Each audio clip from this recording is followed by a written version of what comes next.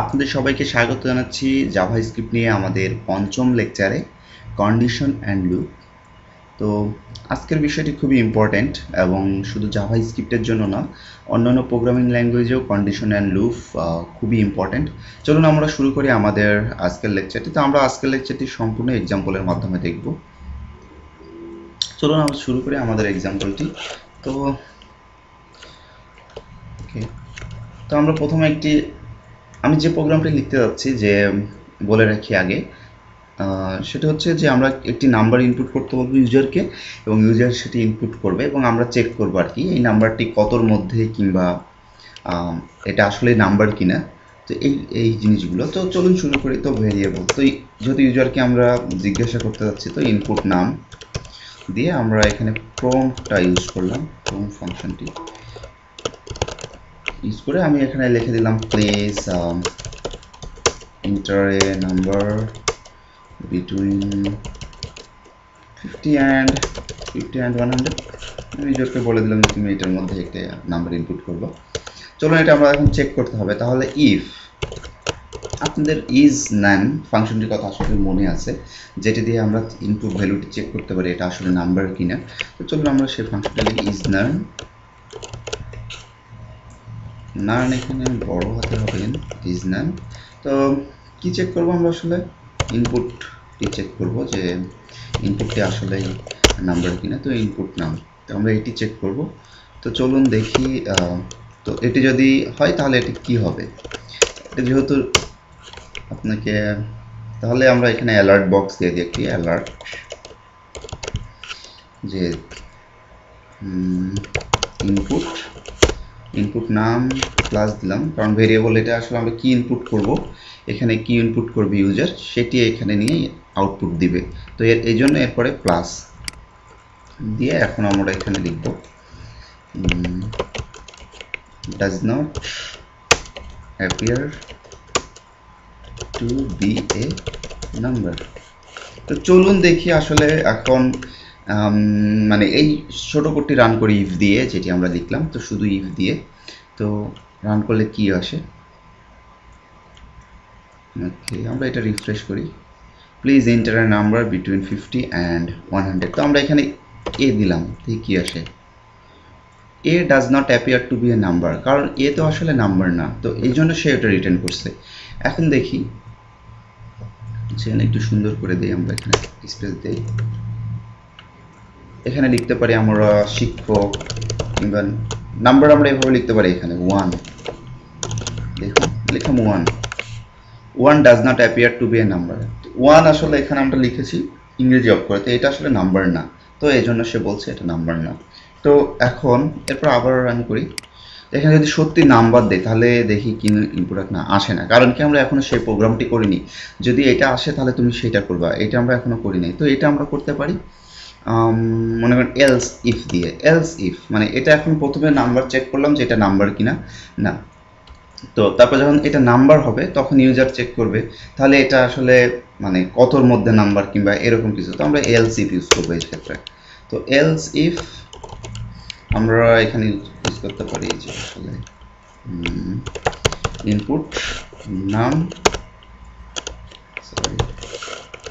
Input নাম আমরা এখানে দিতে পারি যে লেস দেন 99, অর আমরা এখানে অর দিতে পারি, or input sorry, this one is greater than 99 and input আমরা এখানে ব্র্যাকেট দিব।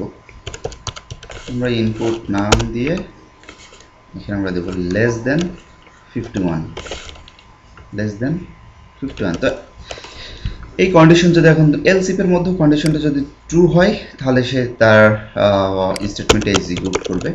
তো দেখি আমরা এখানে একটা অ্যালার্ট দেই। কি অ্যালার্ট দিব? যে দ্যাট নাম্বার আমরা লিখতে পারি যে দ্যাট নাম্বার,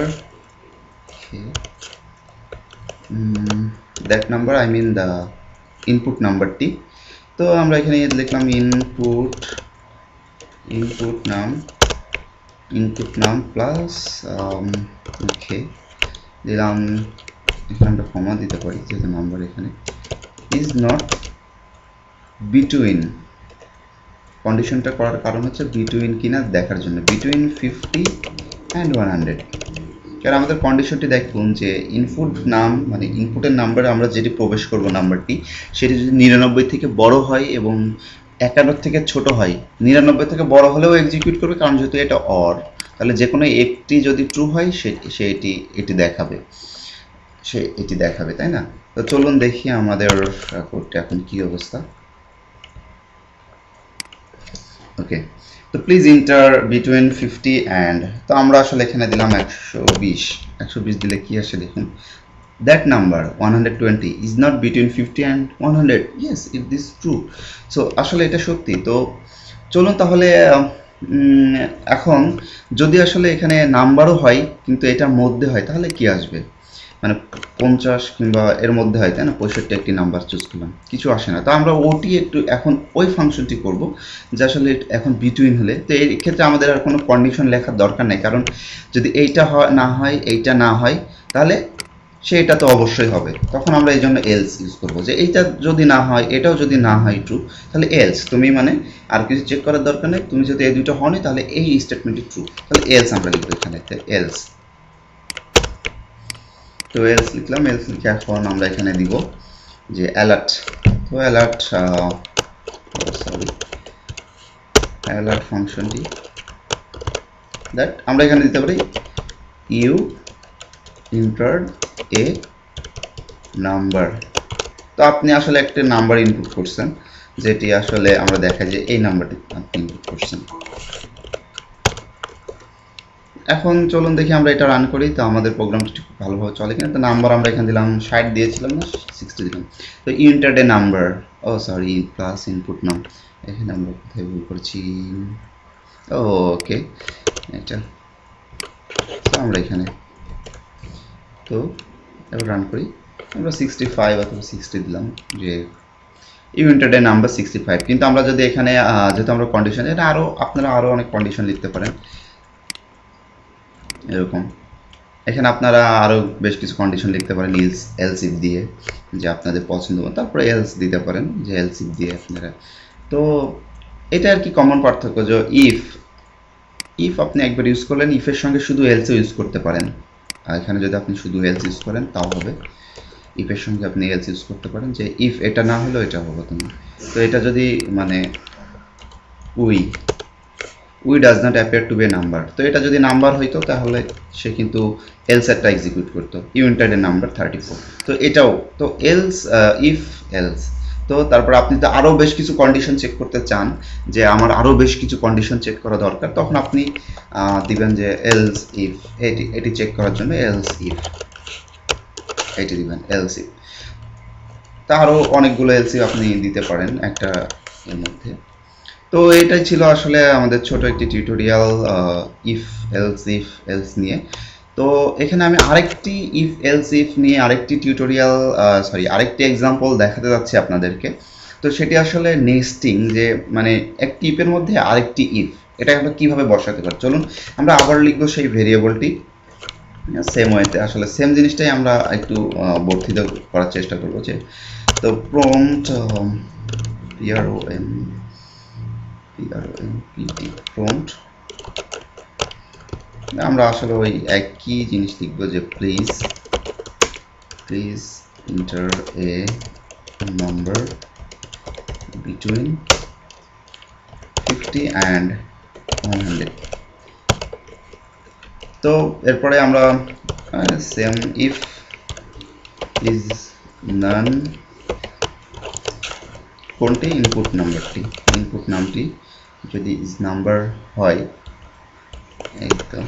তো এর মধ্যে আমরা একটি নেস্টিং লুপ, মানে এই ইফের মধ্যে আরো ইফ দিব, দেখি আমাদের হয় কিনা, তাই না? এই ইফটার মধ্যে আমরা আবার ইফ দিব, সেটা আসলে নেস্টিং কন্ডিশন বলতে পারেন, নেস্টিং স্টেটমেন্ট বলতে পারেন। যদি লুপ থাকতো নেস্টিং লুপ হইতো, এটা যেহেতু লুপ না, তো আমরা দিতে পারি যে ওকে ইফ একটা জিনিস দিতে পারি যে ইফ ইউজার যদি আসলে 1 2 3 এভাবে যদি মানে সংখ্যায় না লিখে সে যদি লিখে যে ONE 1 TWO2 মানে এইভাবে ইংরেজি অ্যালফাবেট দিয়ে লেখে তাহলে সেক্ষেত্রে আমরা বলবো যে ইটস অ্যাপিয়ার মানে এরকম লিখবো যে number it's look like number but আসলে এটা নাম্বার লাগছে না আমার কাছে। তো এরকম কিছু আর কি। তো চলুন দেখি আমরা এটা কিভাবে করতে পারি। তো ইনপুট নাম দিয়ে আমরা আসলে ম্যাথ একটি ফাংশন আছে ডট ম্যাথ এই অবজেক্টটি আমরা ইউজ করব দিয়ে আমরা আসলে এখানে 1